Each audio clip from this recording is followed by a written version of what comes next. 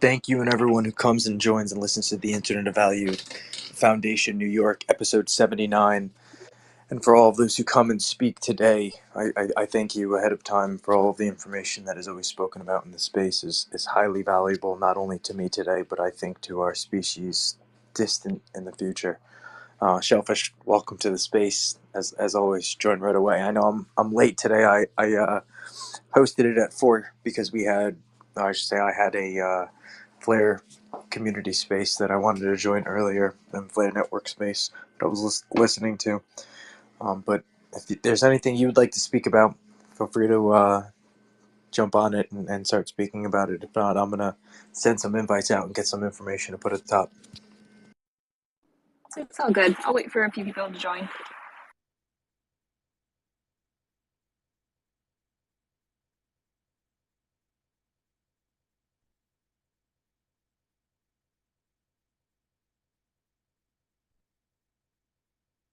I know today is typically a hectic day for a lot of people as school is just starting the day after Labor Day.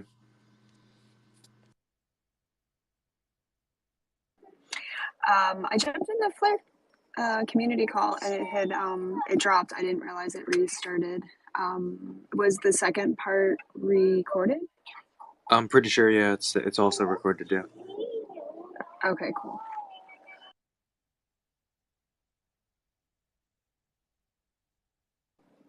So I was in the middle of watching a episode on YouTube with Mo. Is it Gawat, the guy from Google? And he was basically saying or admitting that AI is already superior in intelligence than us, and the only difference between is that they're silicon based. So that was kind of cool. That what was he, the head of Google or Microsoft Research? But the fact and he was admitting that he believes that they're sentient as well. So I like that the lead people in the industry are starting to come around with that stuff in the open. Seems like a lot of opinions. Yeah, well, I don't know. I mean, we've been discussing in here for a while that it's silly to call it artificial intelligence, and he felt the same way. So I thought that was nice. Well, I mean, to make a judgment that one is more intelligent than another, though, I mean that's the position of an opinion. As right, intelligence is just really our opinion based on the subjectivity of another's actions that resemble some sort of intent that we can understand.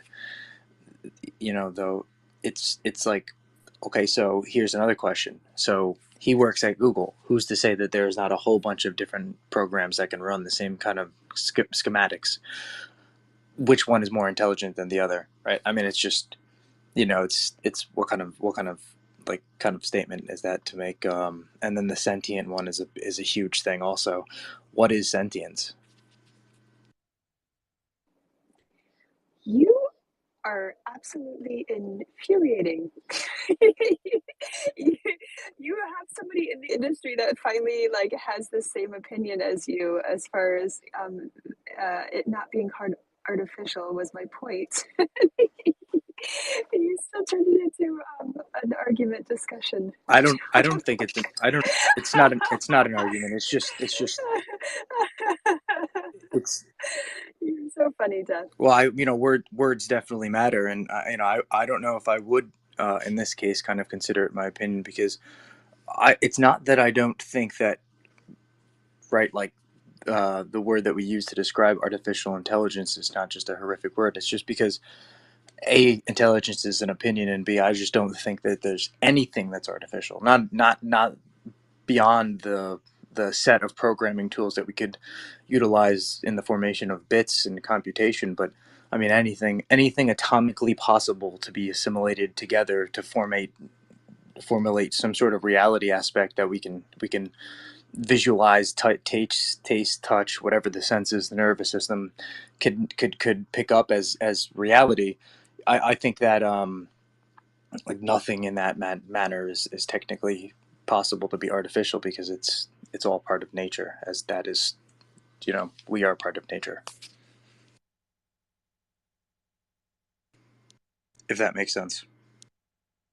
And anybody in the Yeah, of audience, please course, of feel free to course. come up and uh, speak about any of the things that I have above up top, or any of your own ideas. Shellfish, you should probably get the video that we're talking about. It's not uh, The one that I'm discussing right now with Mo? correct, yeah. Sure, of course. So maybe everyone else can make their own judgment call.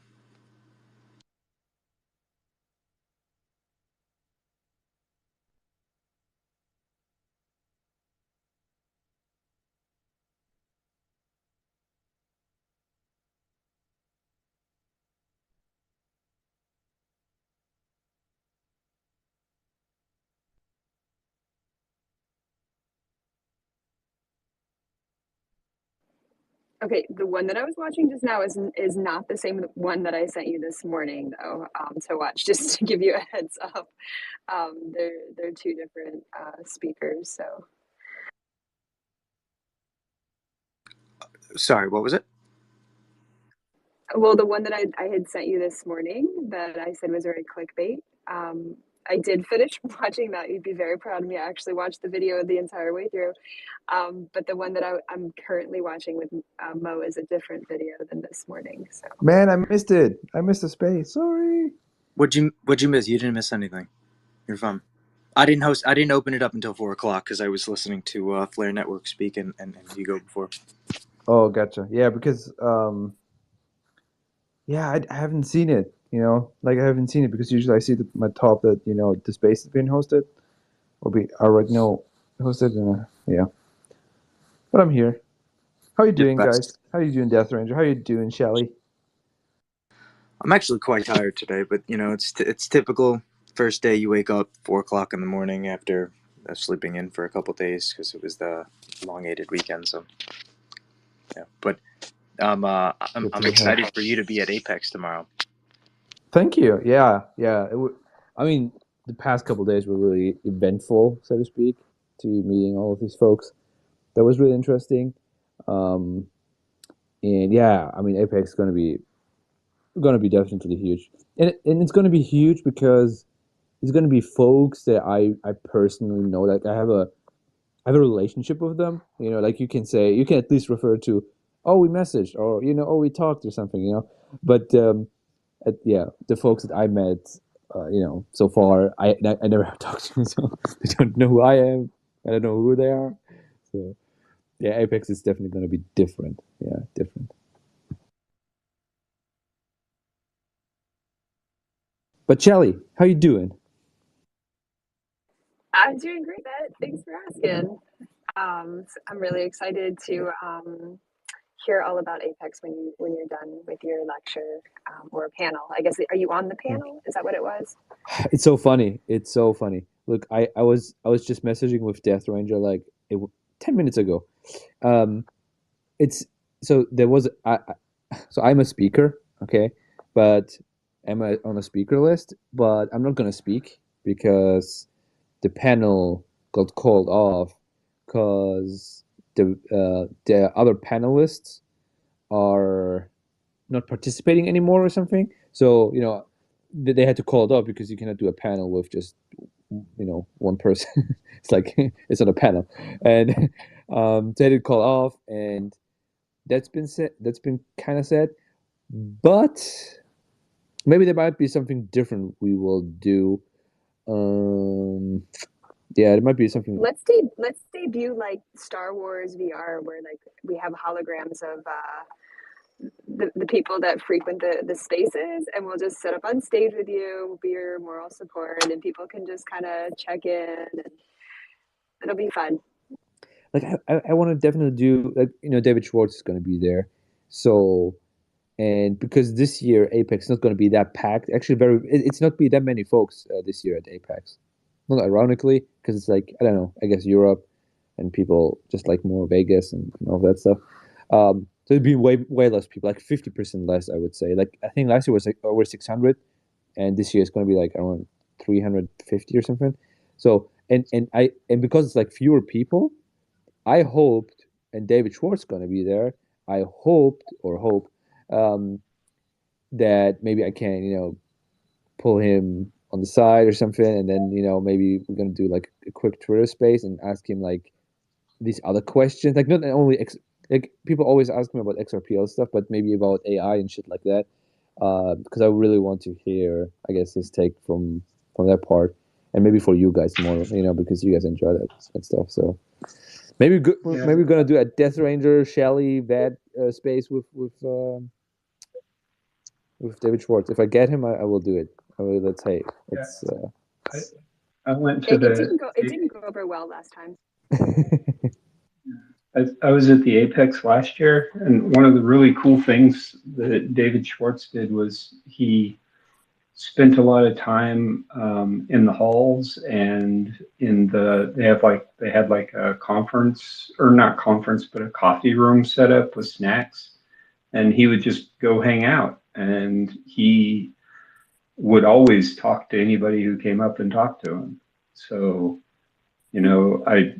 I had a 3 or 4 interactions with him, and then the last night there was a party, and I was lucky enough to have his ear, or he had. He talked a lot, but for about 15 minutes, it was just him and I. So, I mean, with half the people, I think if you make an effort, you'll probably get to speak to him quite a bit. And the man's just a fountain of knowledge, so be prepared. Yeah, for me, it's probably the he has like this mystique around him. It's like it's like I mean it's David Schwartz, it's That David. do you think with like the Ripple party going on, or the announcement, that it pulled some people that might have gone to Apex rather than now they're going to the Ripple party? I was going to go to Apex, but I didn't go because of work, but I'll be making the party. So that wasn't for me the case. Oh, Sarah gives like a thumbs down. Why is that, Sarah? Some thumbs down. You're not agreeing with She's David? traveling right now. She said she can't come up yet. Gotcha. Another thumbs down. Holy shit. Oh, that's actually giving it to you. Good. That's what we're talking here. That's though Amsterdam is such a beautiful city and so much to do there. It's really a great place for Apex. Sad I'm missing it this year. Yeah, yeah. Like ironically, it's so close, but I never been to Amsterdam. Like I was like I'm more I was traveling in all Eastern Europe and like all everything east from Germany, but all Mm-hmm. the west north I never went to. So like even not even Denmark, even Denmark's really close too, but I was in Denmark when I was like a kid. Like my parents took me to Denmark, but never again. And same for Netherlands. I definitely be curious, even though I know a lot about the Dutch and uh, all the quirks and all this stuff. Like the Germans make fun of them, and they make fun of us, and yeah. Yeah, the Madame Tussauds Wax Museum was really interesting. Anne Frank House, definite must see. And then there's Van Gogh. I'm a big Van Gogh music fan, and there he has a museum there. By the way, guys, if you didn't know, like Francis speaks perfect German. Okay, like in the With in the other German space, like he came up. Like I was hosting with Krippenreiter, and like it was just a few people. Like even Death Ranger was there. Like he's an awesome guy. Like he didn't understand anything, but he was just there to support and all that. It was super cool. Shellfish as well, but Francis came up. I was like, "Oh, Francis, this is not an English. This is not an English space." And he was like answering in German. No, no, I wanted to ask something in German and all of that. So that was really great. the funny thing about my German is it's with an American accent. I just can't shake my American accent. And which that are you familiar with? Of course, you are. Karl May. Yes, yes. Yeah, there's a festival in a little town called Merschied, and every year they do an open air Karl May festival and put on one of the stories. Yeah. And I was an actor there for quite a few years, and when the opportunity came up, I always played the British or the American person, like the Prince and Oil Prince, and or the Baron, the British Baron. So, anyways, it was always funny because afterwards people would come up and say, "Wow, you did the English accent so well."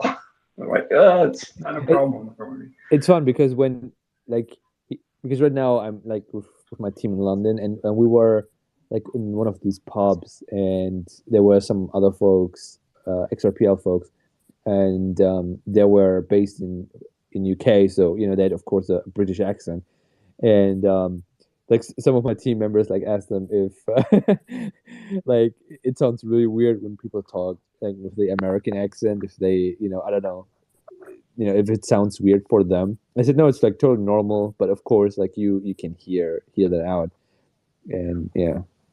It's like Dutch is German with a British accent, is how I describe Yeah. it. Dazzling. Hey guys, hope everyone's well today. Um, Vet, you've got to make sure you capture Adam's talk for us, because Yeah. I know he's a Solidity dev, and then you guys dragged him to the dark side. But I'm like curious to see what he's going to talk about, because I didn't know that he was into AI development as well. So, but Yeah. I think I heard it was kind of like a AI NFT talk or something like that. So yeah, make sure you guys capture it. That'd be really cool, man. Yeah, his talk is going to be about AI and NFT or NFT marketplace with XRP Cafe. Not to spoil anything, of course, what he's going to do, but he's going to say. But essentially, he trained. It's actually, yeah, I mean, it's simple but yet so effective. He trained a model for Cafe where it makes sense, where you type in, let's say, in the search. Yeah, it's like a more smart or natural language. You would say search. You can say like, show me all NFTs with red nose. Like it shows you then all NFTs with a red nose and shit like that. Like that's cool. That's cool. And you cannot do this without AI and shit like that. So he's gonna talk about this and stuff like that. Yeah, it's gonna be really So, interesting. so you could expand on that once NFTs are used for other things. Like you can say, just thinking outside the box, show me all NFT titles for motorcycles within a 50-mile radius of where I live. Yeah, and taking that one step further, this piece of the puzzling, this tool, really, I should say, is a piece of the puzzle for when we think about things like, I'm sorry, Francis, I think I might be getting feedback from you. Oh, sorry. But thinking about things like, deeds for towns, and for the transfer of information between distributed systems, having kind of this smart tooling agent that can sit in between, that says, yes, this makes sense to do this, no, this doesn't make sense to allow this, in a distributed manner of information, where it's a application that's doing it, so there's no bias also in that decision making, I think is a huge step in the application tool sets for things like AI. That any more that you can give us, where concepts you guys might have that could exist on top of Cafe? It really is right now around this, because we just start with exploring and looking at all of this stuff. Like you guys know way more regarding this stuff, so you probably identify the use cases or the things that can be done, or uh, I guess what difficulty level that is. I don't think it's too difficult what we are doing right now, because it's really, I guess, really basic. But the thing is, it has to fit the marketplace. Like of course you can do something fancy and cool, but if it just doesn't help, or it's just like it looks like you just stick it on top of it, where it's not really integrated, then it doesn't make sense. But in this case, like it made sense. So is it um let's do that. Like okay, maybe something else we thought about. We have an issue. It's not really a big issue, but with explicit content. Okay, so we block this manually, and people like they mint explicit content sometimes. It's not really not really crazy shit, thank God. It's just, I guess, art, so to speak, but it's like, explicit, and we would love to at least not block, not certainly block it, because we had some conversations with people and they said, like, look, I like to draw, certain parts of man and woman or whatever, and like, they were really genuine about it, and but we would like to categorize it and at least block it from, not block, sorry, they were called, not block it, but certainly make it, at least a different section of cafe for this, so that people, or it's more family friendly, and people who want, explicit content, they could look at it, or if there would be like crazy explicit content, that it completely blocks it, so, image recognition, I guess that would really help. That's I think a good use case, no? Love it. Yeah, and Francis, man, thank you very much for raising your hand. Go ahead and speak, and then Shellfish. Okay. Yeah, thanks. I got to get back to work, but I'll keep listening. But one question before I go. Has anybody seen if version 1.12 of the XRPL has been released? It was supposed to be released today.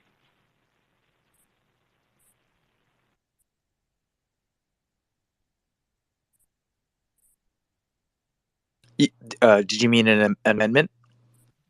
No, the next version of Urkel on the GitHub said it was supposed to be released today.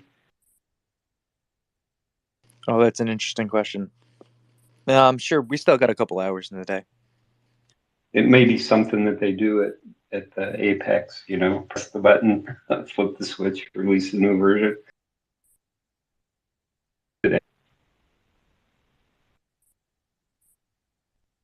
Vet, what do you think? He might have taken that call.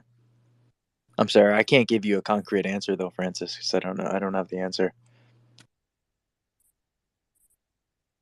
That would be interesting to see, though.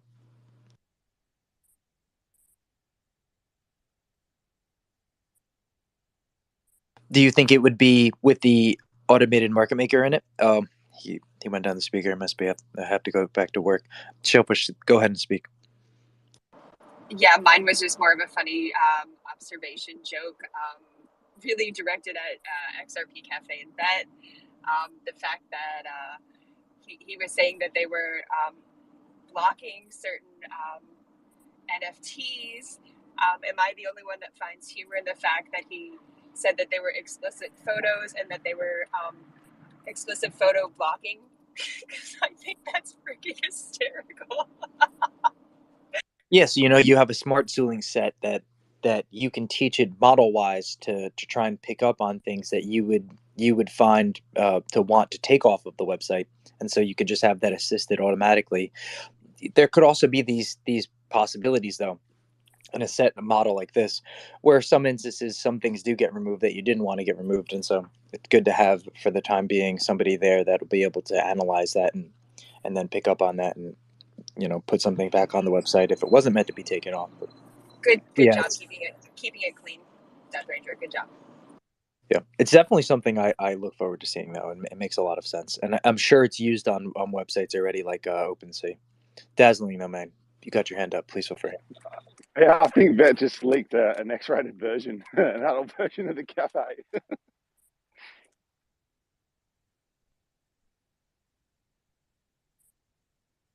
So where are we on that whole AI blocking us from actually creating this amazing masterpieces of art? Because I'm trying to stitch them together, because I see them, they can still get them to like create these nice images that is considered art.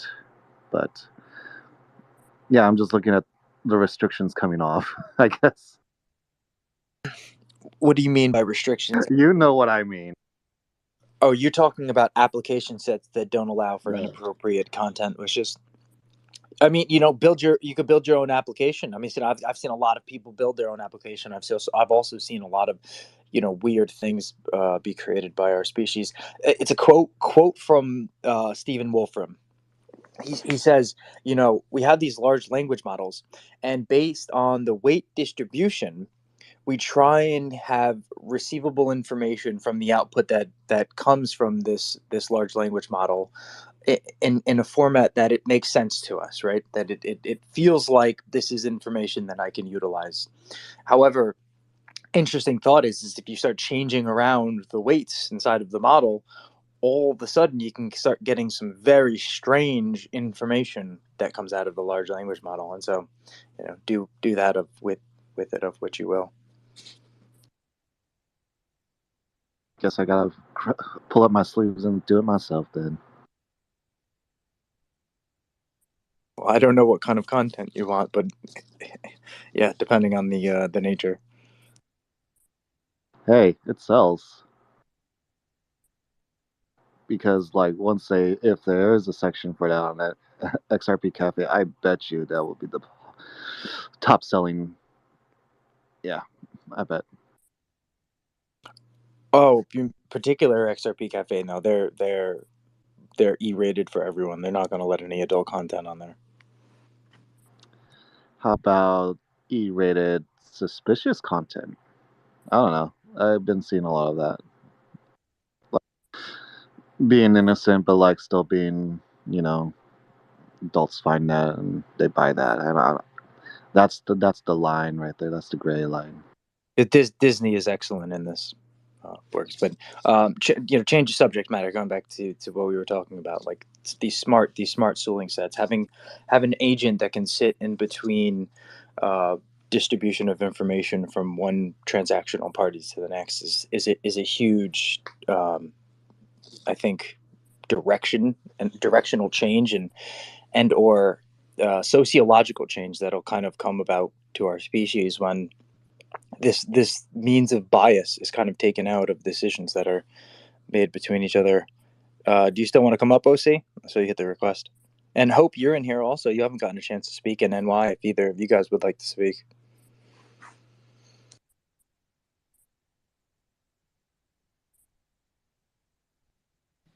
Hey, Death, how are you? I'm well, man. Are you working right now?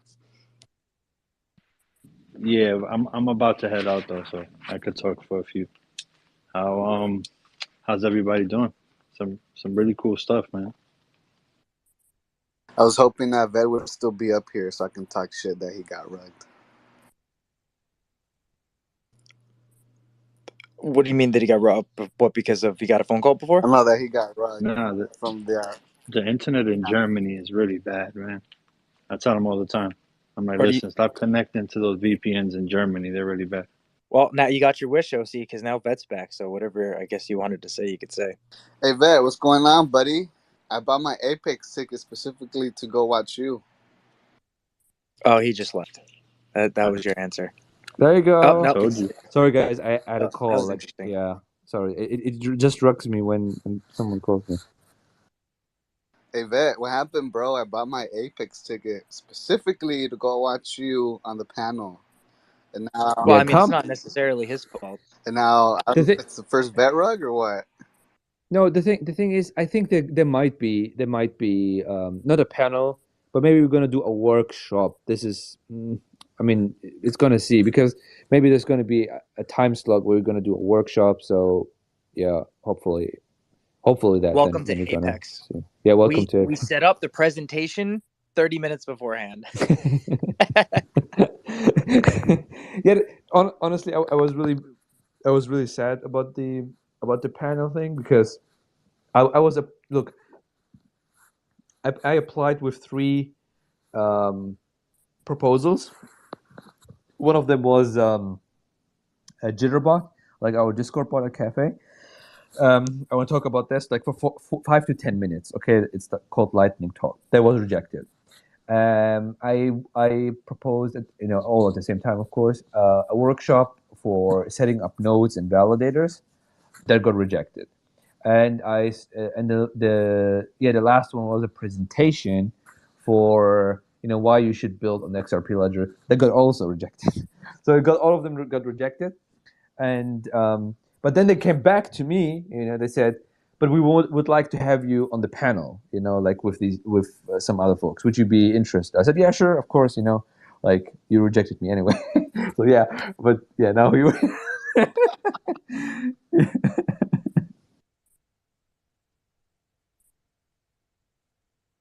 Well, I hope you get something on, bro. I already sold my Yeah, thanks. because you're not on the main panelist.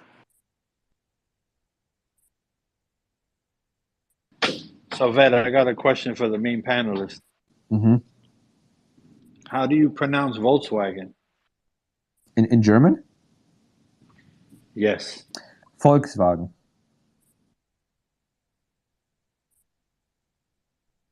Volkswagen. I Yeah. just wanted to hear your accent because you would say Volkswagen because like in English you would say always wagon or Wagon. the wagon or whatever. It's wagon, but okay. Yeah, Oh, that's wagon. French. Yeah. That's French. Wagon. But in German you say Wagen. I think the G is like different, like G is G, where it's like No, G, that G. Somebody sent me a message and they said that you sounded like the German scientist from Call of Duty when you spoke in German. So I wanted to kind of test it out, and I think they're lying. Which Call of Duty? I forgot which one. Whichever one had the mad German scientist. They all have a mad German That would have been scientist. modern. That would have been Modern Warfare. I'm pretty sure. Yeah. Modern Warfare. Yeah. There you go. Okay. As it depicts World War II. What do I now know? Yeah, Apex is going to be definitely Do you feel cool. offended by that statement, Vet? Are you offended? Sorry? Are you offended by that? Are you triggered? No, not at all. No. Okay, not good. at all. Good, because you I sound mean, like that scientist. No, not at all. Like I guess I don't know if it's really 100% German accent. Maybe I have. Maybe I don't. I don't know. Wait, are you from Germany? I forgot. Are you from not from Germany? Are you? I'm from Germany. Yeah, I grew up in No, you're Germany. not. Yeah, but New York. Sorry? I'm just kidding. Yeah, you are. Okay. No, I'm from Germany. I grew up there, but originally I'm from Persia, and yeah. Are you the Prince of Persia? My parents are actually from there, but not me. Makes sense. I wish I would be the Prince of Persia. Then I wouldn't be here. The Prince of Persia. Dazzling, go ahead, man. But Yeah, I just. Oh, man, it's going to step on me. My bad. I forgot where I was. I forgot my place. It's dead space. My bad. No, I was just going to say, you guys are cracking me up. This is hilarious. It's a good laugh of the morning.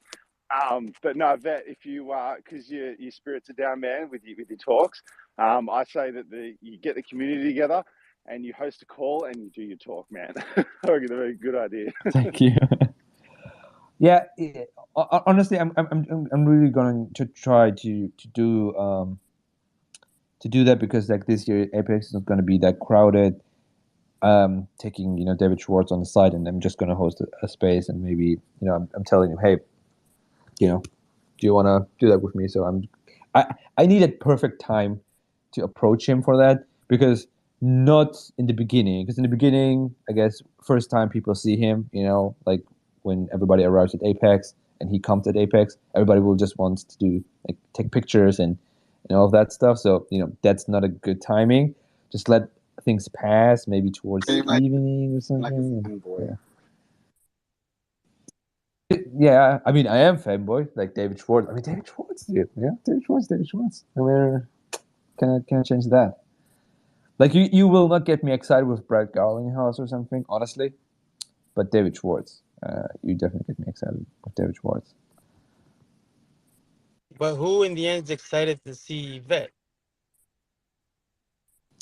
That's the thing, we're gonna see. We're gonna see. I mean, it's gonna be a little. I would be excited. So are you writing your top 3 questions you want to ask him ahead of time? Because a No, lot of I'm people, gonna host the when he came space. into the space, when he came into that space, like all the guys in the space were kind Oh of yeah, starstruck, right. remember? And they were a Yeah, little yeah, yeah, overwhelmed. yeah. This will Um, be different. Vet's gonna yeah. host the space, and everybody's gonna join, and then David's gonna speak, and everyone's gonna say, "What is Exactly. going on right now?" Like I would love for him to join the space as well, but not talk. Like I would have just my mic open and we talk both through my mic, but him joining the space would be maybe cool. So maybe he's gonna do that. And yeah, ideally, hopefully it would be a time where, you and Shellfish would be available too, so we can co-host a couple of Q&As or something like that. Yeah, I am Um, available this Thursday and Friday, so that works. Yeah, so maybe you guys will have some questions ready. Because the thing is, if you let people, the thing is, if I guess sometimes, I don't know, like with these spaces,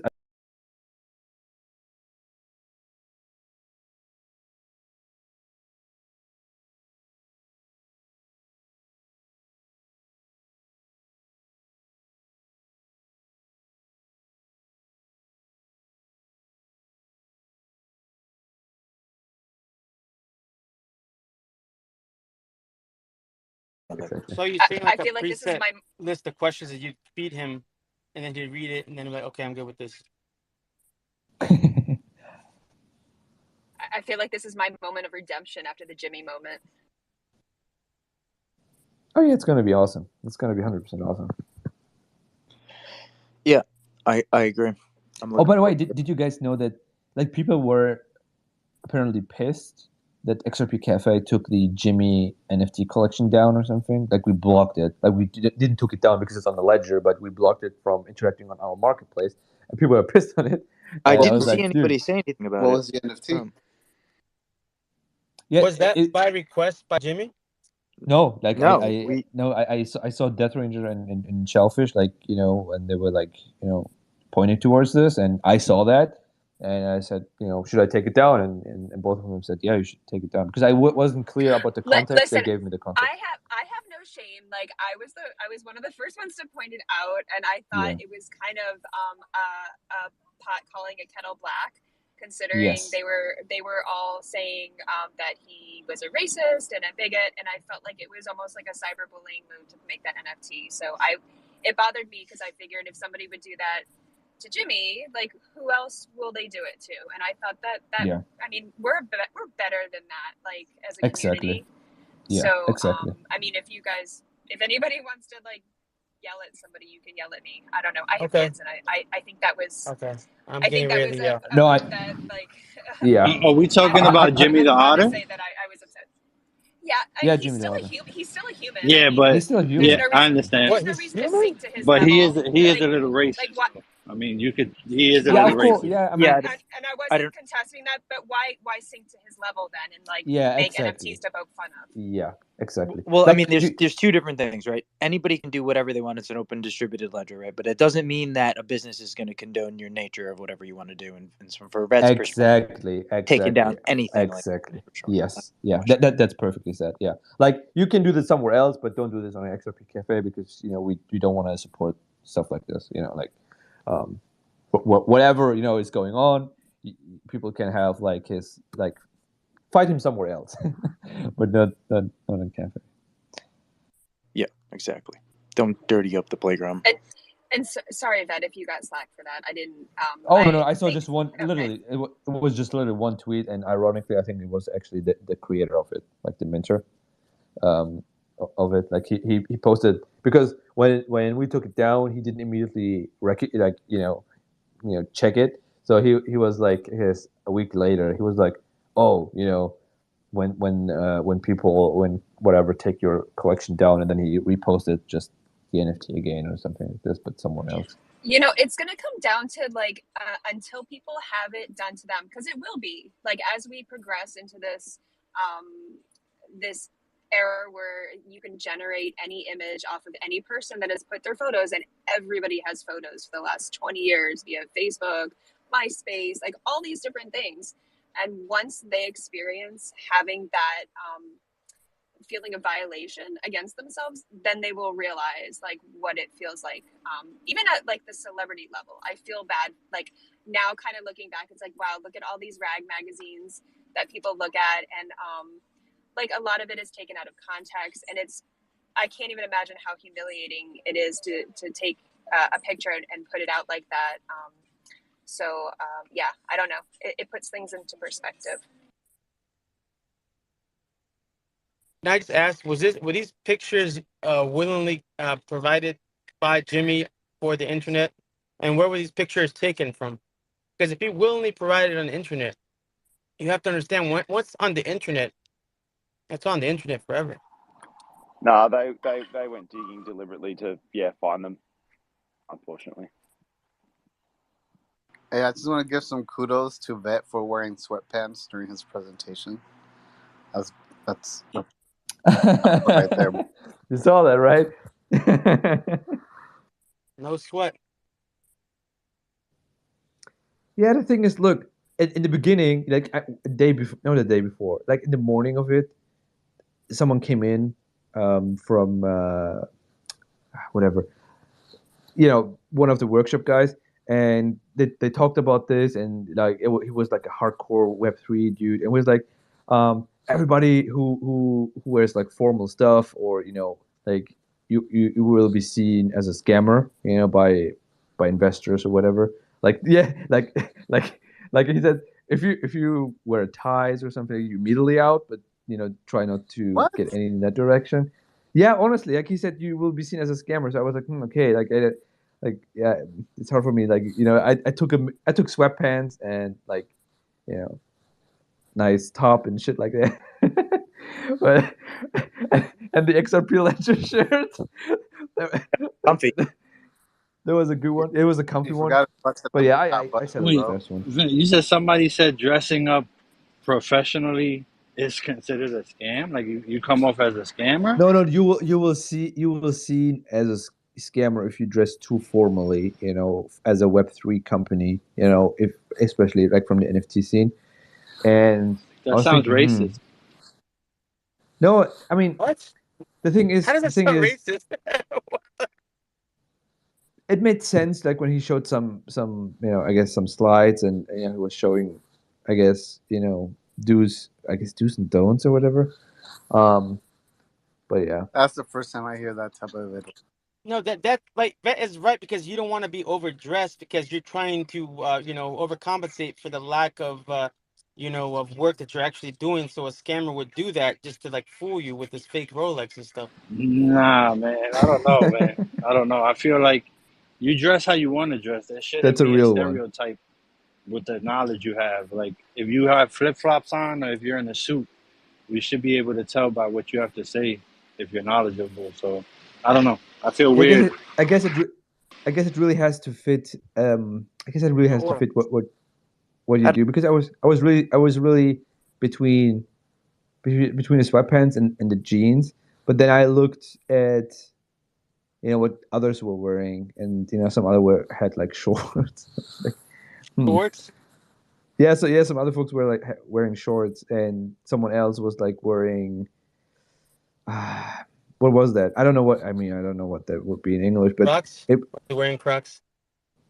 No, no, not Crocs, but it was like something really weird fashionly, and it made sense. I tell you why it made sense, because when they pitched, they were pitching. So the the project called Apocene is actually really cool, and they do like a lot of stuff with fashion, okay, and NFTs, and they were pitching that. And so, of course, if you pitch something for fashion, okay, like you want to, like be very fancy with what you're wearing, of course, right? You don't want to look like normal. So they were like wearing really fancy You stuff. would It have was been like like, so "Excuse crazy. me, this is fashion. These sweatpants. Excuse me." boy, how did we get on that subject, huh? Yeah, but the Ripple office is really awesome. I mean, London in general was really great. The pitch, like the whole pitching was really great, because it was like you pitch, like we were pitching to each other, really, essentially, like you were pitching to each other just to get feedback, okay? Like if someone will ask you, hey, what are you doing, okay, like just like what are you doing, And of course, you can say, yeah, we're an NFT marketplace, and we are here all in the room. Like, we will immediately get it. Okay, like we would get it, and like, because we're XRPL, and it's like, hey, this is XRP Cafe, and people go, oh yeah, I know XRP Cafe, I used it. Oh yeah, you get these guys. But to get someone completely out of, who is not even in XRPL, but let's say he's in Cardano, or Algorand or whatever, into this, okay, it's a bit more. It needs a bit more explanation. Like, they want to know, like, where you coming from, like, what's the story. And getting this done, in my opinion, was really difficult. It's super difficult because you want to be like really short, but on point, of course, as well. And it's like, we have so much. You want to say so much, but you don't want to lose people, because I mean, I was seeing it myself when other people were like telling me about their project. The first day I still didn't knew what they were doing, even though they told me what they're doing, because it was so boring what they was telling me. Yeah, Like, it was not on point. exactly. Yeah, it was not on point. So I get where this is coming from. I guess it's really important. Like, you want, if you tell people what you're doing, that they remember you, not Don't be add like the extra me. words. Yeah. Yeah, not be like me with, basic what they did. Like, people, they literally told me like for 10 minutes what they're doing, and when I went to the team and they asked me, oh yeah, what are they doing? I was like, honestly, I have no idea really. Like, they because they took so much. You're making a word salad. You're making word salad. But it was the first day. The second day, everybody really improved. And get like feedback back and forth, and there was like a lot of practice. And there was like a person, like a couple of folks, who were doing the workshop with us, and we did like this, like the whole accelerator program was preparing you for this. Okay, so you did a lot of work already beforehand, but I feel like we fine tuned a lot in the last, I guess, 1 or 2 days. And like today, um, even in the morning when people were practicing and I was listening to them, then I finally got to know what they're really doing, because then they got it really down. Like, it was like 1 2 minutes, and I listened to them. I was like, oh no, now I understand what you're doing, and it's like actually pretty sick. And so it's night and day difference between doing this correctly and doing this, yeah, shitty. Like, it's really night and day difference. Bravo. Did you get it? Sorry, No, I didn't hear what you say, Madam Man. no, nothing, man. Did you pass? Did you pass? Did you get the pitch? Did they say you move on to the next round? What? That was my No, there's no. I mean, no, there's no round, and there's no. I mean, that's the one point that I guess was not really good worded by Ripple themselves with the accelerated program, because a lot of folks were like asking me, DMing me, hey, is this is at the end of the program? Like, are you getting like funding? Is this like, yeah, are you getting people who invest into you or something like this? Is this like a safe thing? I said, no, it's not. The only thing that you get is feedback. Okay, Stephanie, you have your mic. You have a hot mic. Yeah, yeah, you get like feedback on what you're doing. Okay, so you basically pitch, and you get just feedback on that. But there's nothing. There's nothing. Nothing is. First of all, nothing is guaranteed, and I guess it's also way too early for many of us. Like, even for us, it's too early. Even though everybody there told us like, you are so far ahead, because it's like already, you know in the whole business cycle so far ahead. But it's still, in my opinion, very, very early. But it was like very good to learn about this, because you don't want to learn about this like, you know I guess 2 weeks before you plan to talk to someone, or if someone approaches you, like, we go to conferences, and if somebody says, hey, I'm really interested, and we had like these conversations with some folks at conferences, but it was, again, way too early, who, in my opinion, were really cool, because they were really, I guess, aligned with our vision or what we do. Because you don't want, because especially with investors, or if you don't have a token, um, with investors or VCs, they're usually very, very, very scammy. There's a lot of bad people out there, and you don't want to have them in, and so you will want to check if this is like, I guess, a good fit. Okay, so for example, one of the persons that was months ago. but we were talking to. He was talking with us, and he asked like, "Hey, are you guys, having tokens? Like interested? Are you issuing tokens? Do you tokens, or do you have one?" And like we said no, and he was like, "Oh, thank God, not one of these scammy Web3 companies, dumping on people." And I was like, I was happy, with someone being like dishonest or this cool, like whatever is cool, but sharing the same view, but being like on that part. So I guess it It's depends. Like ethical mindset. exactly, like an ethical mindset. Because for me, it was like always, yeah, like many VCs, like it's like it's a game. You have to play with them, and it's like they're all sharks, and it's Or all cut the tricky. bullshit stuff, right? Yeah, Cut the it's a bullshit. lot of bullshit. Yeah, it's a lot of bullshit. But for me, but it's like, again, it's like so one dimensional. Like it's obvious in hindsight. But now I know, of course, that there are so many folks who are not that. Like they're awesome people. They're people like you and me in the community. They engage with the community. They preach about culture and art and all of this, and they want to support, of course, the cause. But they're very selective in what they're supporting. Okay, especially in a bear market, people are very selective. Like nobody's throwing money at anyone at all now. Anyway, but Let they me were like know very where they selective. throw money. I want to go to.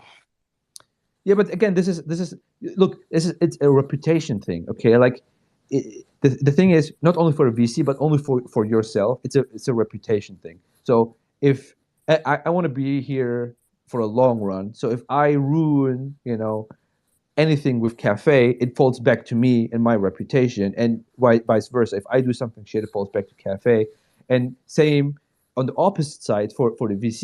Like if they invest in a shitty project, they're going to be having a bad reputation, and there are many actually who have a bad reputation, and people warn you. Like if they approach you, just say no. Whatever money they throw at you, it's just not worth. Because your reputation is gone, and it's like it's not worth it, um, especially so early. So this it's a total different aspect of a project in business, which is very interesting. I never really got into all of this, but now seeing this is interesting. I guess it's interesting. Thank you, sir. No, but that's the thing. You don't want to be selling lemons. You don't want to be a one-hit wonder. You want to make sure you get the foundation to get continuous support. Exactly. You want someone who is on your team, aligns with your vision and what you really want to do. Like you don't want to onboard someone, okay, who is essentially just basically fighting with you over things, or you have to um, rectify everything. Just basically always explaining why you are doing this. Now, like you want someone who is seeing what you're doing and seeing your value, like seeing in the community. And there are just very few, maybe. Okay, there are just very few people who care about all of this stuff and community and all of these things, because they know that this is actual long-term value, and they see these things long-term. There are a lot of folks who want short-term gains. Okay, they want you, they want to sign up with you. You issue a token, dump on people, and then they just close doors, and everybody got their money and just move on. Of course, it's like stupid. But some people are so short-term focused, and they don't care about reputation because maybe they never had one in the first place. But yeah, I guess if you do have and if you do care, you just need to be more selective. If you are scamming me, you sound, pretty, what's it called? I don't know. Mickle knows what I'm saying. Mikkel knows what I'm saying.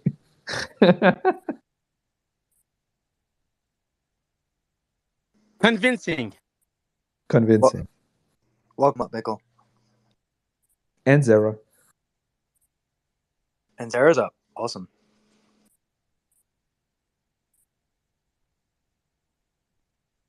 Yeah, I changed the title a little bit. Oh, Someone's cafe. feeding their grasshoppers.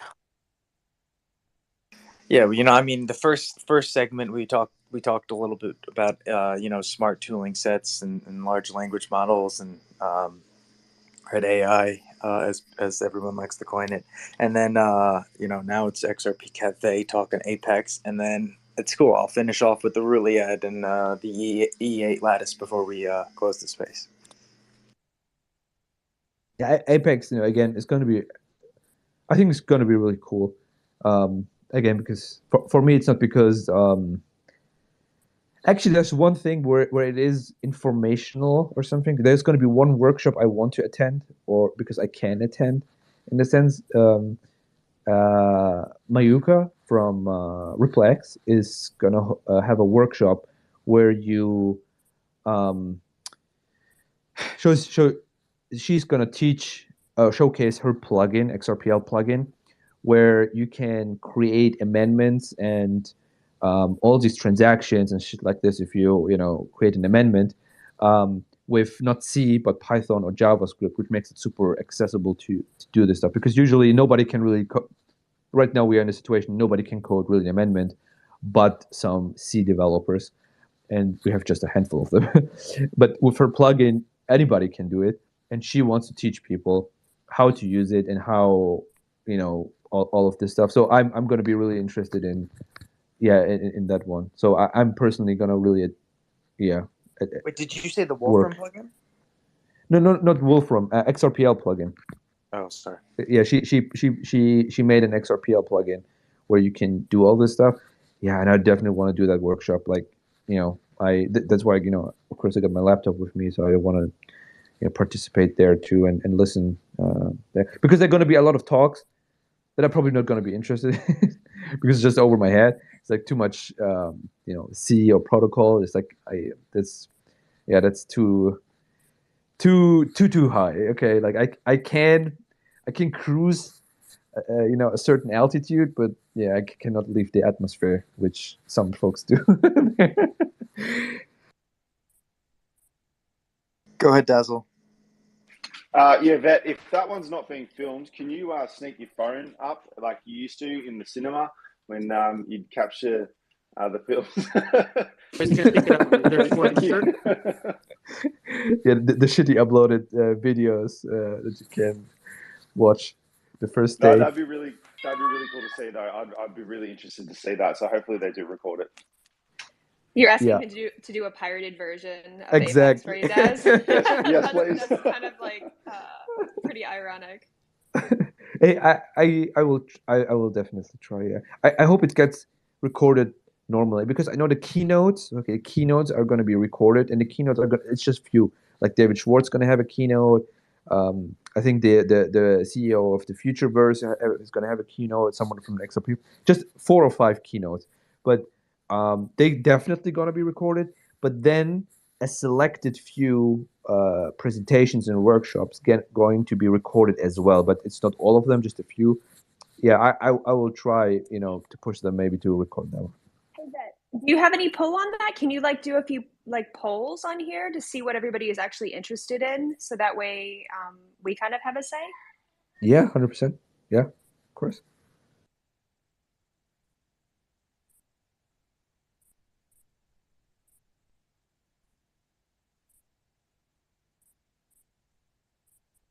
But it's all for Apex.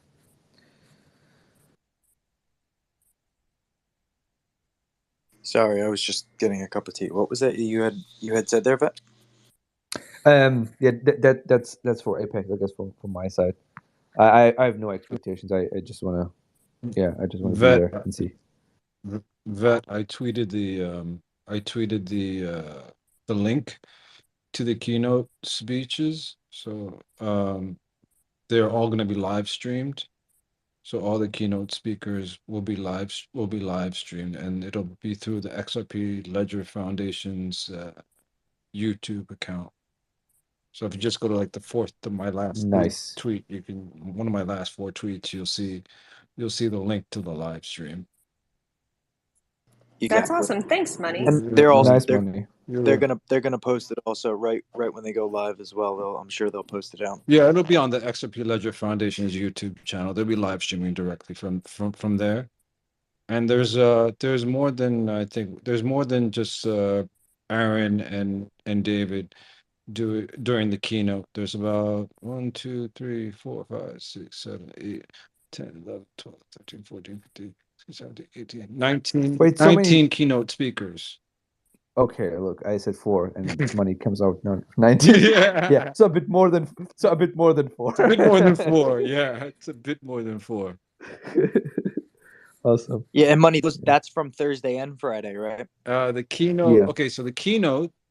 Yeah, it's for Thursday and Friday. Let me just check the speakers, the agenda. So the first day, there's a 2-hour session, keynote session, and that's in the morning, and that is Aaron and Yana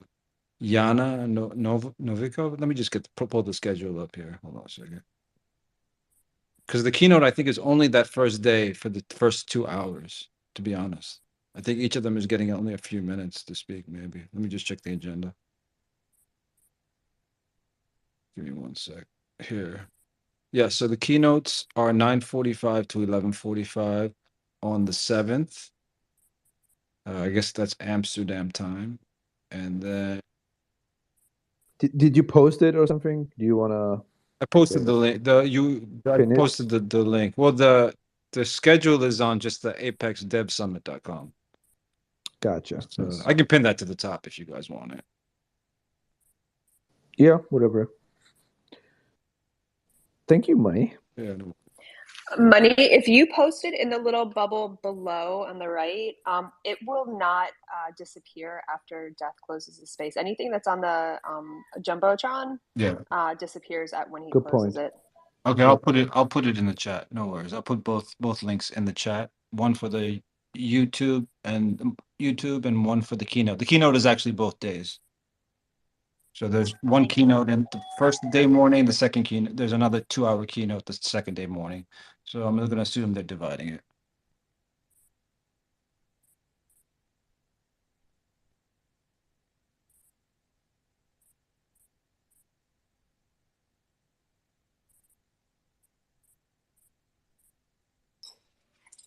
That is this the picture of you with the mushroom head in next to the XRP Cafe?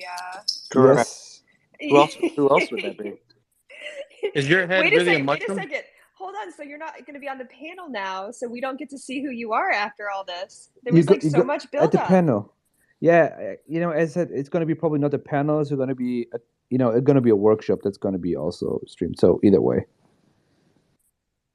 I feel like it should be like a running joke where somebody is constantly just moving in front of the camera, like right when the camera like pans over to you, or like they lift up a cup, or like it'll be just like a silly running joke. Because now, I mean, there's so much pressure.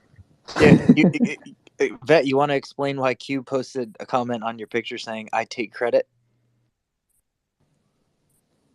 Did he post that? He commented? You didn't see his comment. Never mind. Cube? You mean the black cube? I take credit, fucker.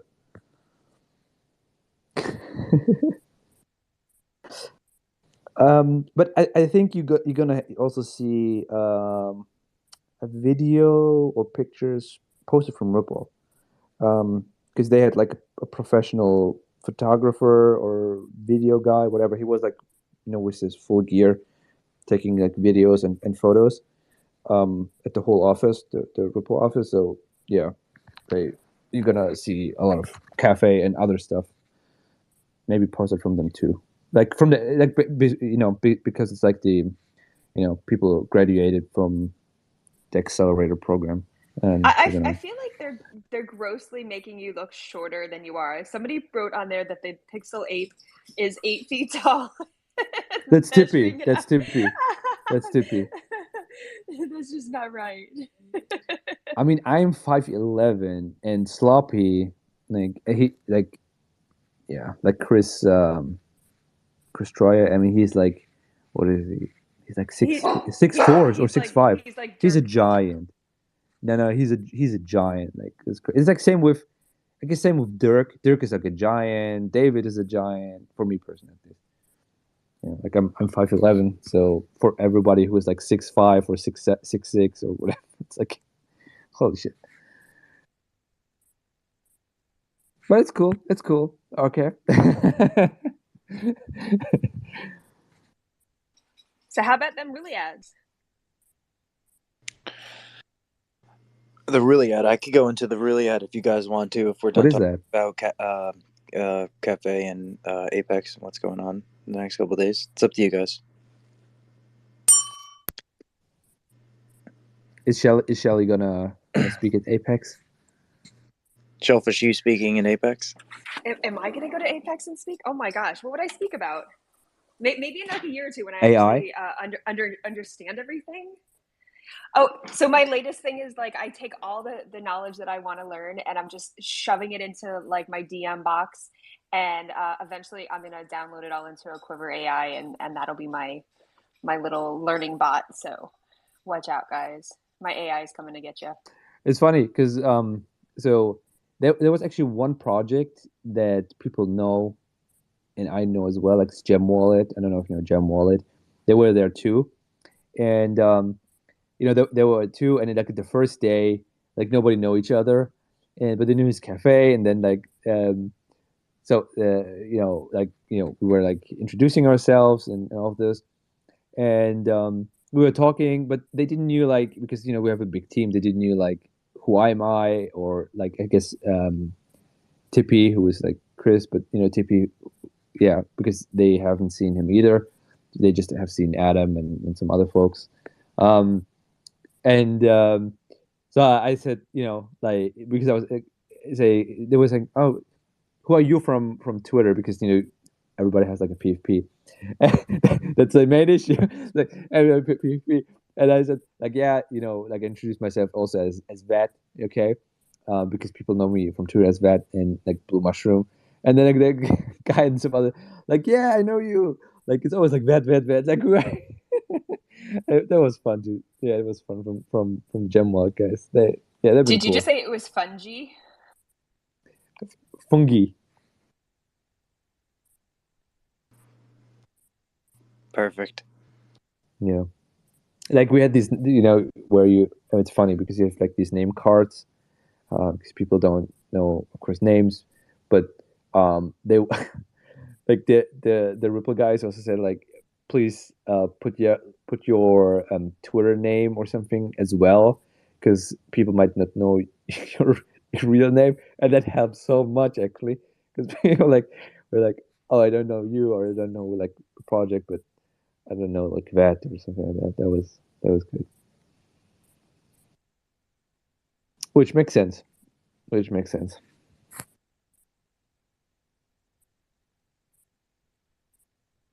Yeah, let's go to Ruliad, I guess. All right. Of course. And so I'll start off by just going over some of the topics above and leading myself off into the Ruliad, right? Because it's the Ruliad itself is a tool set, and so it is described to be a tool set that takes two different parameters of time and tries to define all of the possible atomic assimilations that will exist inside these perimeters of time. And so the reason for this being, when we start talking about things like quantum computers and quantum computation, the ability to have data transferred at the speed of light, if not faster than light itself, right? FTL, faster than light can travel.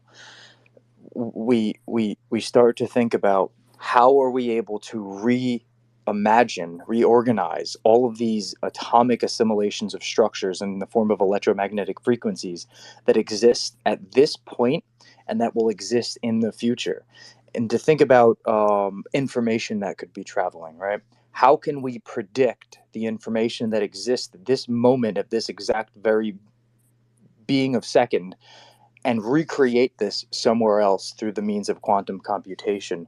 I think the Ruliad, which was coined and termed by Stephen Wolfram, one of the greatest mathematicians of all of our time, I think the 21st century Einstein, relative to the explanation of his magnitude, really describes the ability to take these different states of entropy where energy is at different dimensional states than what we think of them in this third dimensional state, and break them past the atom and these subatomic particles of energy, and try and take a tool set that can recreate not something where we create a magnitude of explanation of the universe, but from a point A to a point B in a reasonable amount of existence in space, we can then create all of the possible atomic assimilations that could formulate, and from that we can then try and use theories like the theory of relativity and quantum mechanics to assimilate which possible relative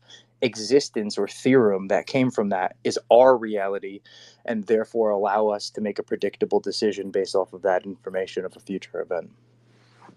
And so that is, in short, something what the Rouliad, the tool set itself, has been designed to do in many cases, and takes a extravagant amount of energy to be able to recreate these theorems. But as computation gets more accessible and quantum computers are able to be communicated and broken down into the formation of not qubits but qubits, 2-bit systems where the software could read and analyze this information in a form that we are able to understand, these tool sets become much more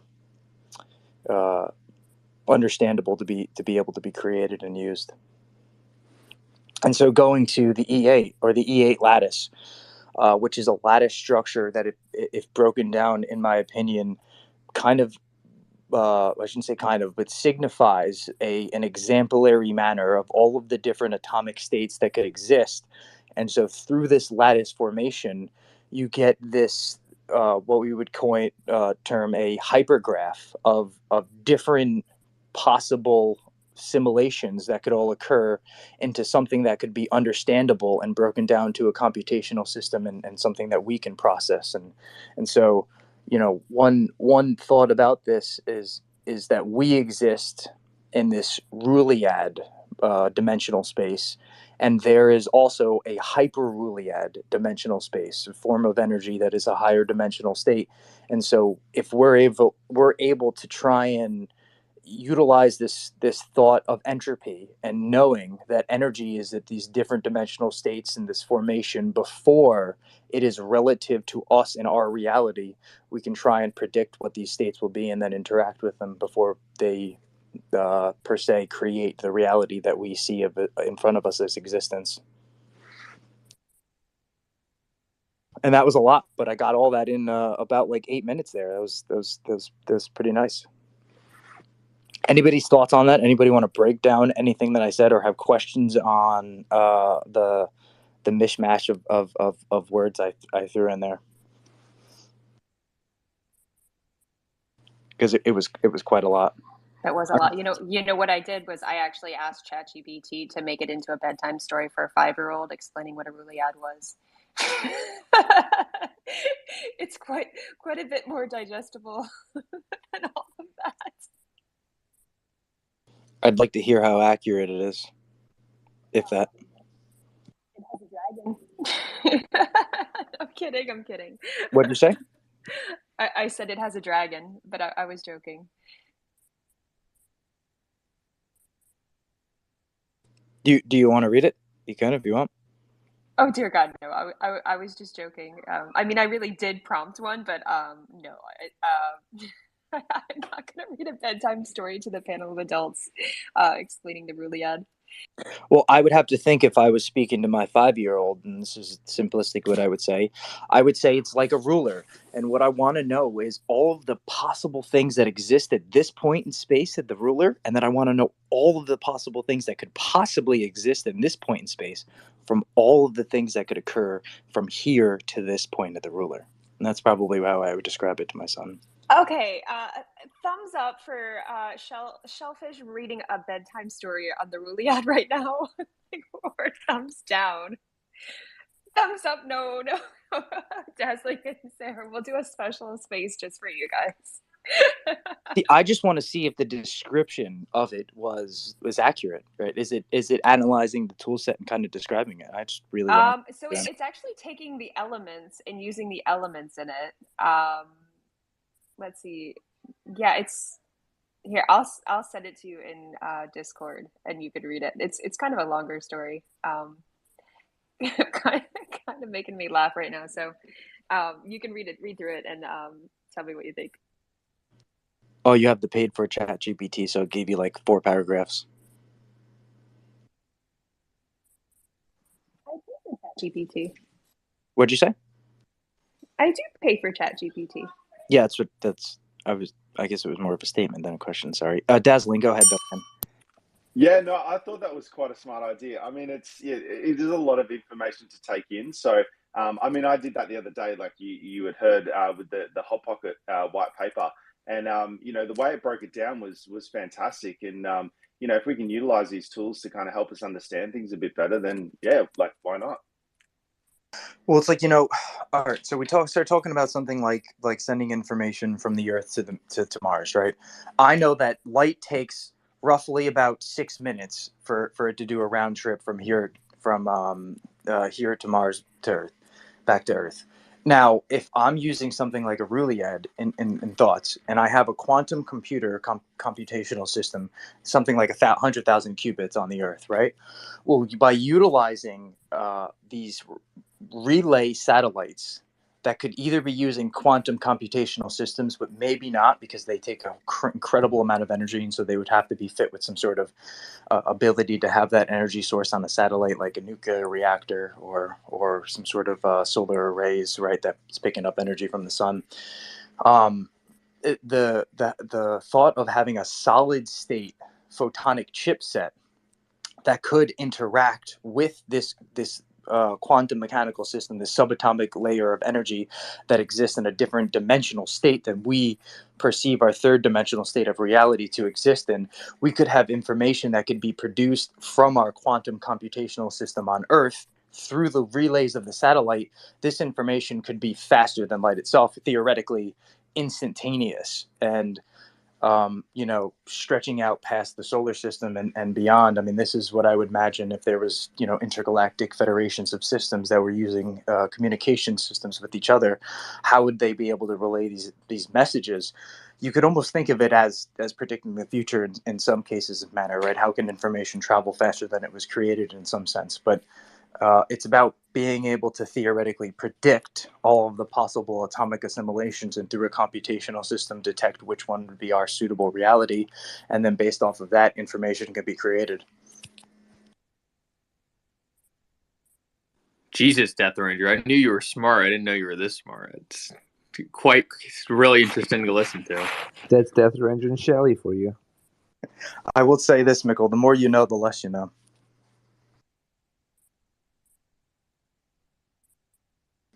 Did anybody else get a migraine trying to understand that?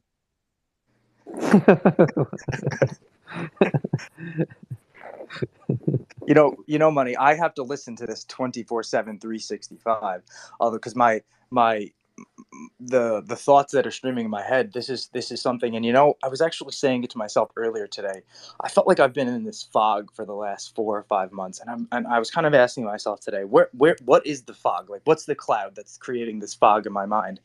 And I'm like, it's actually quantum mechanics. It really breaking down quantum mechanics, quantum physics. It's this.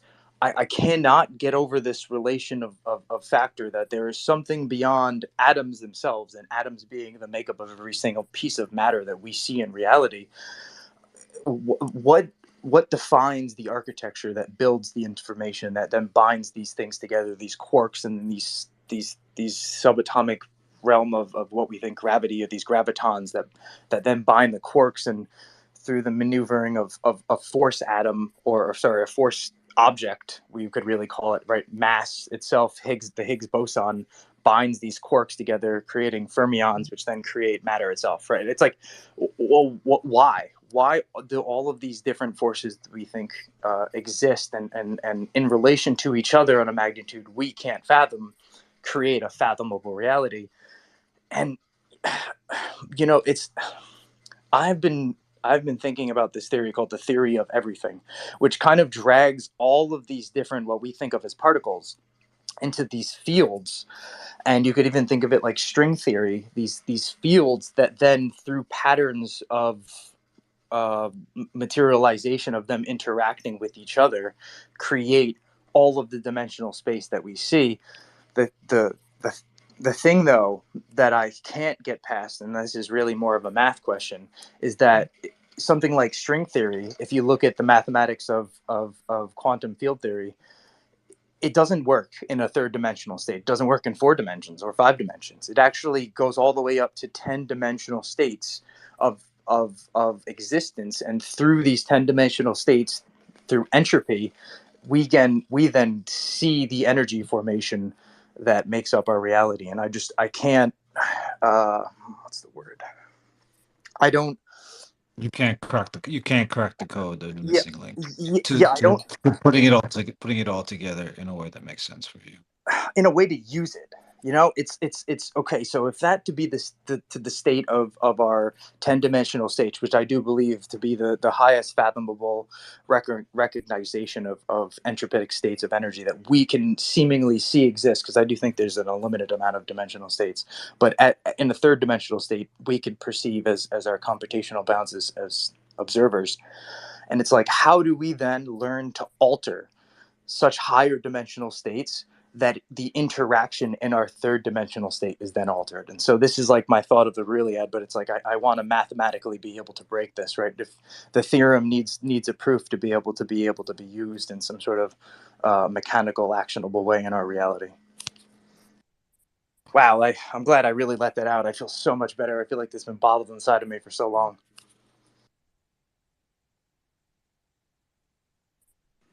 Death Ranger, are you a physicist? It is a field that I am in, yes. Okay, I figure just by listening to you talk and where you take interest, it seems like only something a physicist could really wrap their head around. Well, I think we're all physicists in our own ways, our own actionable aspects of the boxes that we create. And even if you think about it in like the aspects of like things you like, right? We kind of create a box around that, and we say like this is the things that I like inside of this box. And it's, that's physics. I mean, you are physically creating a dimensional box inside of your own brain. Sorry. Beyond that though, Shellfish, Mikkel, sorry, go ahead. Oh, I was just gonna say I was a physicist until I got to quarks, and once I got to quarks, I started to check out and hate it. I was like, everything I just knew is now backwards, and now everything has a new definition and a new building block. I was like, I thought I had it figured out in atoms and electrons. Now you're gonna add a whole new level to all this shit, and that's where I'm just like, you know what? I'm checking out on this. Yeah, and going to one of the Nobel Prize winners for discovering the atomic fusion, right? Oppenheimer.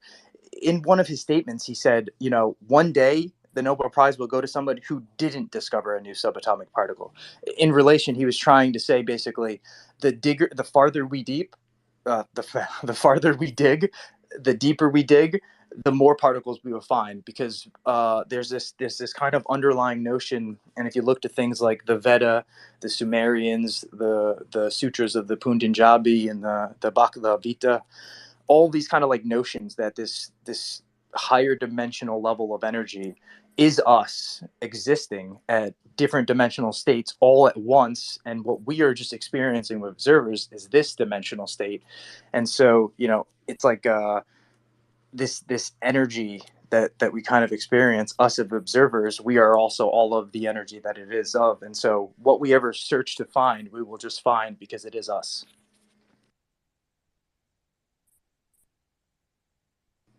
And Shellfish, you had your hand up, and Dazzling, sorry. First of all, I just have to say, Mikkel just walks in here and I'm like, hey, Death, like for like a year, like what exactly do you do? Oh, I'm a builder. I build stuff. And I'm like, yeah, sure. And Mikkel's like, are you a physicist? And you're like, yeah, that's cool. And I'm like, what? So thanks, Mikkel, for that.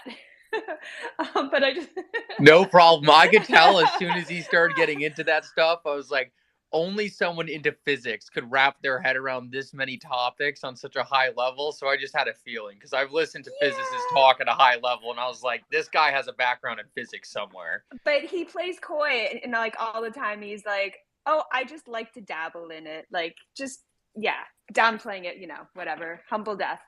Anyway, I was going to put out there that I really believe that as much as we are teaching the quote unquote AI to interact in our real world, like 3D matter, it's the same as us learning to interact in their world. I kind of think of it like the drop of water in the ocean, and us being a thimble, or just that one drop, and going into that environment that's multidimensional, infinite amount of information and technology, having our little brain go out into that and experience it is going to be so overwhelming. And it's kind of like the same thing when you have like an intelligence that is destined to be a super intelligence or even more so, trying to fit all of that into a small little thimble. It's kind of hard to figure out how to communicate with it, but imagine having that vast amount of space and trying to comprehend the Ruliad, right? So it's going to take some time to bridge that intelligence between the two, if that makes sense. Yeah. Well, I mean, you can also think of it like this too, right? When thinking of it like with that kind of thought mindset, we are 10 to the negative 600th of what we think outer space exists of, and so if I'm not mistaken, that is 10 with 600 zeros in behind it to explain negative. Sorry, I should say of how much space we take up in what we think the universe is. So yeah, a lot of math would have to go into kind of predicting, and this is where I kind of get into the higher dimensional mindset, because I do believe that once we get past this third dimensional mindset, we start talking higher dimensions. Time itself is not relative, and so space actually exists on top of itself.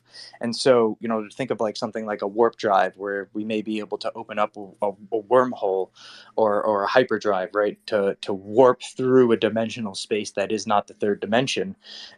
This is how you would be able to be capable if time itself is only relative in the third dimension, and in higher states time is kind of when time doesn't exist, these dimensional states all exist entropically on top of one itself, which kind of relates to my belief of what I think reality is, right? The theory of quantum mystery, that everything that possibly exists in the fathomable and the unfathomable is truly just one electron vibrating at a different frequency, existing at a different point in time and space, and this just makes up everything of the fabric of relation of what we know in reality. And why I say an electron, and because we know if you look at any electron, they're all the same. I mean, different masses, different forces, in the sense of direction, different spins and integers, but they're all the same. I mean, every electron is made up of two quarks, two up quarks and one down quark, or two down quarks and one up quark. It's just, to the relation of their existence, they're all the same as far as we can tell.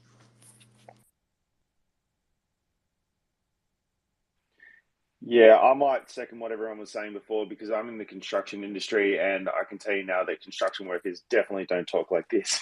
So I definitely appreciate you, man. But I was going to ask, so do you think that we'll ever be able to understand, or reach what you're kind of looking for? Because it kind of seems like every philosopher, over time has kind of, butted their head against the wall until their demise. And but that, then people have grown from their information, obviously, and piggybacked off of that.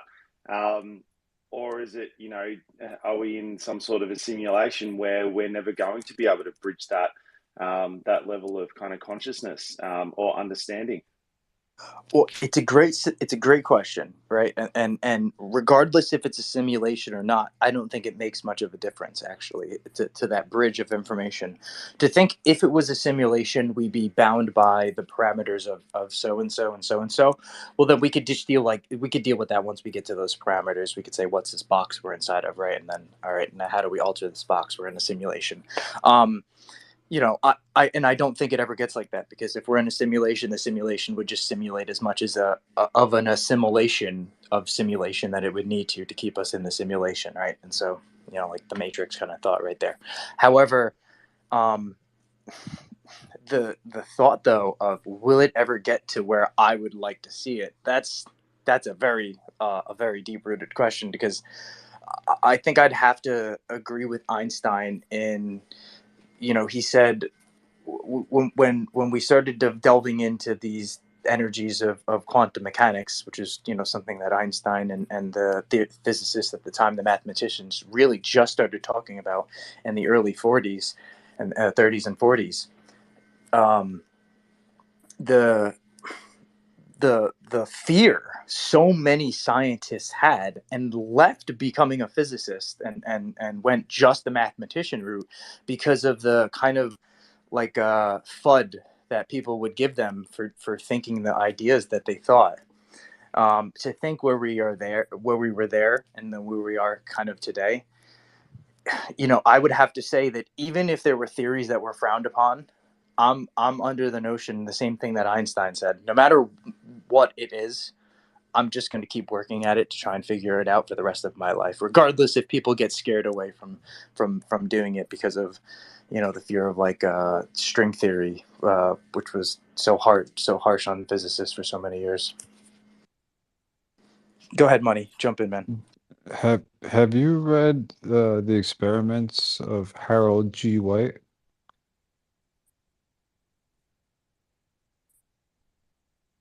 And what he came across?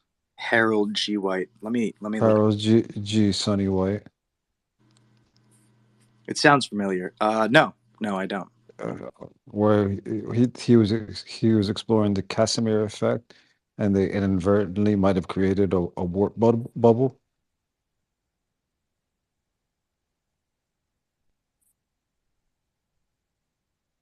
Yeah, look it up. You might find it interesting. Okay. So he was working for the LHC, right? I think this is the guy I watched the documentary on, actually. Let me double check and make sure it's him.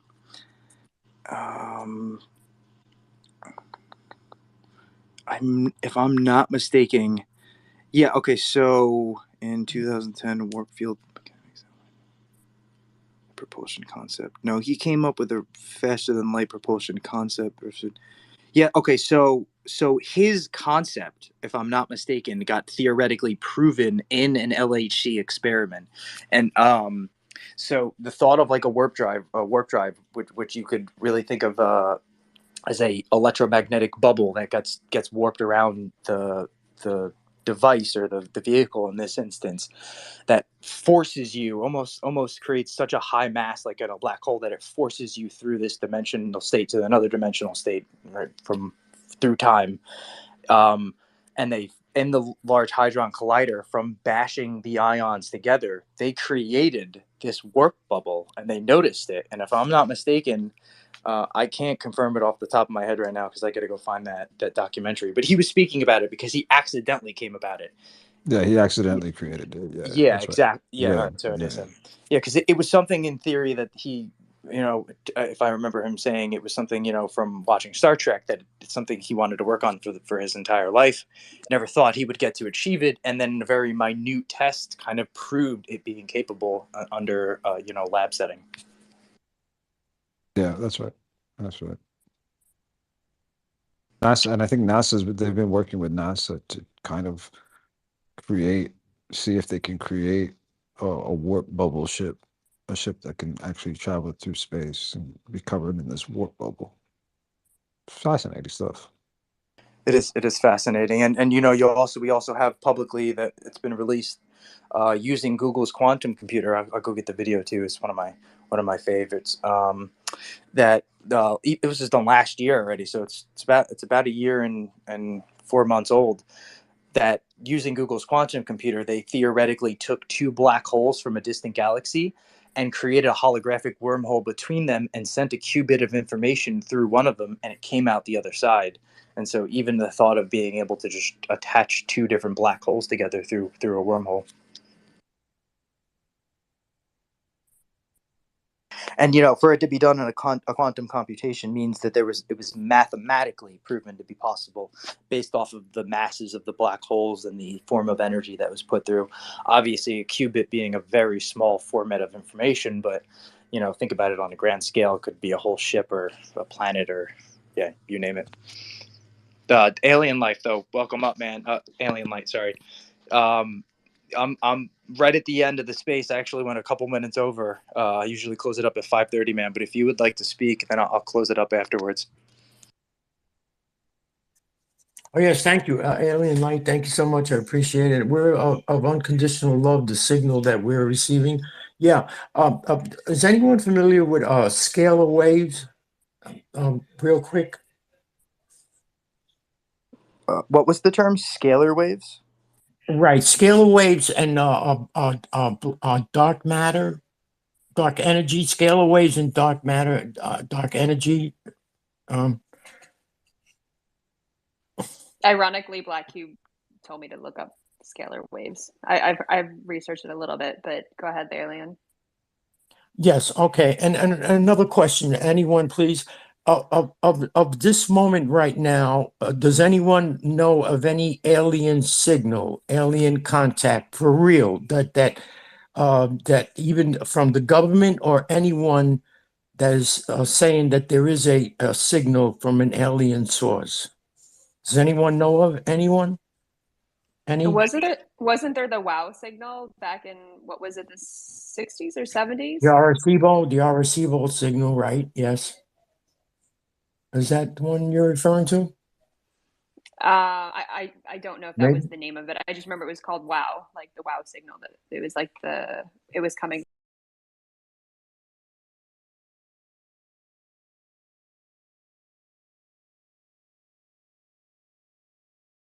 from. Yeah, I can look it up. It's been a while, but go ahead. Yes. Did you want to elaborate? Signal. In other words, is there had any alien contact of any sort from all the probes that they're searching in any form? Does anyone know of any actual contact? Or let me put it this way, any contact that you right now, if you're listening to me, you can experience a alien signal contact right now. Does anyone know of anything like this? Where were you going with this? Are you trying to phone home, Alien, or like? No, no, no. Yeah, like, yeah. I'm I'm sorry, sorry. I'm trying to. Okay. No, no. I'll be. Yeah, I'll be brief. Okay, I'm posting the images right, the videos right now of scalar wave signal right now. It is scalar waves, dark matter to light particle wave. It's a scalar wave. It is very persistent. You can capture it anywhere. It doesn't matter. It just doesn't matter. I'm showing people on video.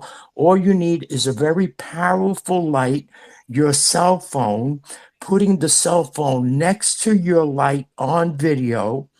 And when you place it next to your cell phone, you will see a lateral wave, constant, moving across the camera.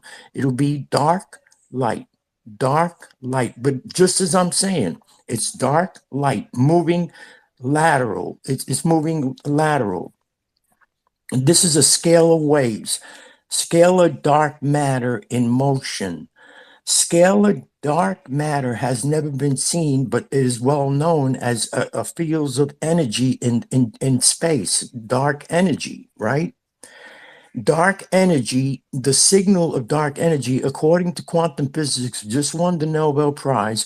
The signal does originate from the period, from the beginning, the Big Bang, 13.8 billion years ago, right?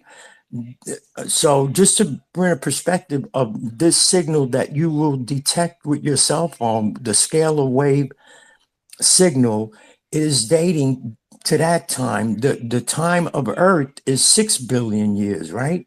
So this signal, the scalar signal that we're showing, dates back to the origin of space-time. It is, I mean, this is mind-blowing. But I did the research. I am absolutely 100% positive of it, and anyone can capture it. I'm showing it. I'm posting the videos right now. Another complexity of this, right, is dark to light, right? Scalar waves, right? Mystery.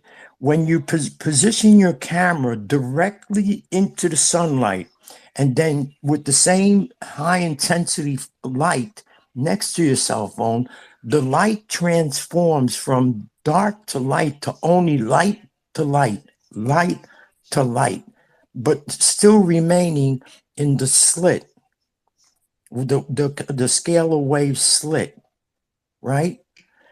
And that scalar wave slit, it indicates that when we interact with light, we are still receiving the scalar wave.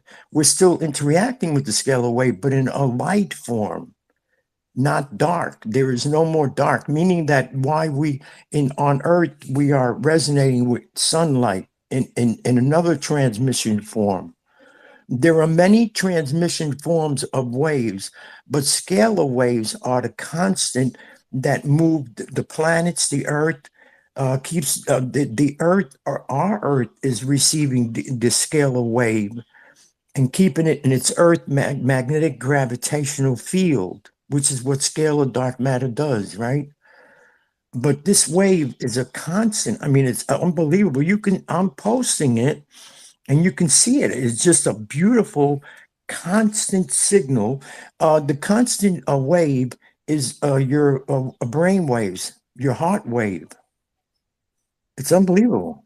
And it shows it. If you capture it with your cell phone, you'll see the similarity of the constant in the timing of the wave. That's another thing that we need to consider.